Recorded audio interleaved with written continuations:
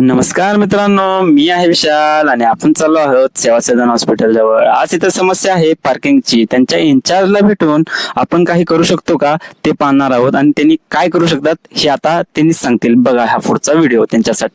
हा रस्त्यावर जो गाड्या थांबतात वडाप सोडून त्याच्या पाठीमागे जे 4 व्हीलर थांबतात काय ती कुणाची म्हणजे आमच्या पब्लिकांची जी अडचण होते ते येण्या जाण्याची. हो तिथं अजून एक 4 व्हीलर थांबले. आता गेली मी माझ्याकडे व्हिडिओ आहे काय. त्या संदर्भात तुम्हाला काय करता येते का नाही ते सांगा मला. हा रोज काढा सांगता मला सांगा. सेवा सदनचं जे हॉस्पिटलमध्ये पेशंट येतात काय ते कमीत कमी दिवसाला त्यांचं 50 ते 1 लाख रुपये बिल होतंय. तुम्हाला फक्त 2 सिक्युरिटी तिथं थांबवायला येत नाहीत का? सेक्युरिटी वाढवणारच आहे. त्याच्यासाठी जर सेक्युरिटी वाढवायचं चालू प्लॅनिंग चालू आहे. सगळ्यांशी बोलणार त्यासाठी सेक्युरिटी. आता हे जर व्हिडिओ व्हायरल वगैरे झाला तर मी तुम्हाला परत भेटायला येणार आहे. जे मेन आहेत कोण हॉस्पिटलचे त्यांना व्यवस्थित काय असेल ते कायद्याच्या भाषेत किंवा आमच्या युवकांच्या भाषेत काय असेल ते आम्ही तुम्हाला सांगणार.